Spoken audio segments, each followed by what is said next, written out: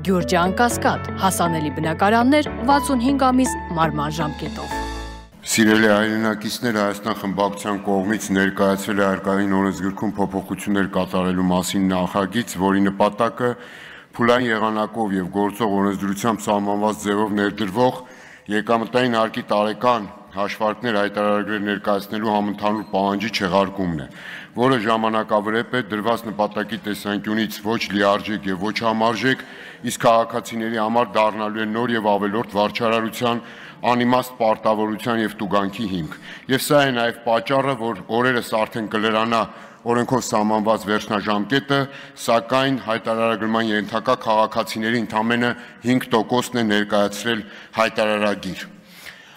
Հիմնական խնդիրները, որոնք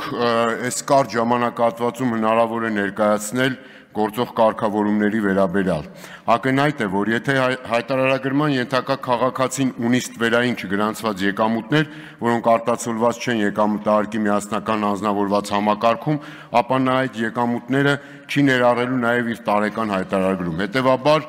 կեղծ են այն պնդումները, թե այս համակարգը կարող է նպաստել ստվերի կրճատմանը։ Իդեպ անօրինական եկամուտների հայտնաբերումը այսպես թե այնպես մնալու է հարկային մարմինների հսկողության եւ վերահսկողության ներքո, ինչը շարունակում է խնդրահարույց մնալ։ Գործող կարգավորմամբ նախատեսված է, որ հարկային մարմինն իր տեղեկատվական բազայում առկա տվյալների հիման վրա ինքնաշխատ եղանակով նախալրացնում է ֆիզիկական անձանց հայտարարագրերի նախագիծ, այսինքն այդ տեղեկատվությունը բազայում կա եւ կրկնակի, եռակի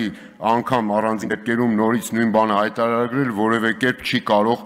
նպաստել դրված նպատակին։ Հայտարարագիրը հարկային մարմիններ սահմանված ժամկետում էլ չներկայացնելը բնականաբար առաջացնում է վարչական պատասխանատվություն, այսինքն քաղաքացուն որպես տուգանքի մատերիալ հերթական անգամ կիրառելու հիմք։ Կեղծ են նաև այն պնդումները, թե այդ համակարգը իբրև ունի խթանիչ հնարավորություններ, սոցիալական ծախսեր են վերադարձվում։ Եթե կա այդպիսի նպատակ, իրական նպատակ, ինչու է կապում դա հայտարարագրի հետ, եւ վերջին հաշվով հայտարարագիր չներկայացնող քաղաքացիները տարիներ շարունակ հիպոթեկային վարկի տոկոսների փոխհատուցում էին ստանում իրենց վճարած եկամտահարկից առանց հայտարարագրման։ Համընդհանուր հայտարարագրման համակարգի ներդրման արդյունքում իբրև թե ակնկալվում է ունենալ եկամուտների անձնավորված հաշվառման համապարփակ համակարգ, որով հնարավոր կլինի ճշտության ավելի բարձր աստիճանով տեղորոշել ոլորտային քաղաքականությունների իրական շահառուներին, ասենք օրինակ սոցիալական պաշտպանության ոլորտում։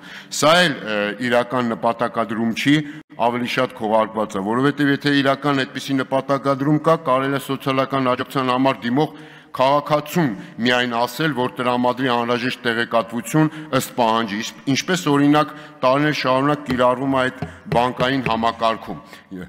Եվ վերջապես ավարտում եմ 1 րոպե, վերջապես ամենակարևորը, եթե ինչ-որ հարց պետք է լուծել այս հայտարարագրման համակարգը,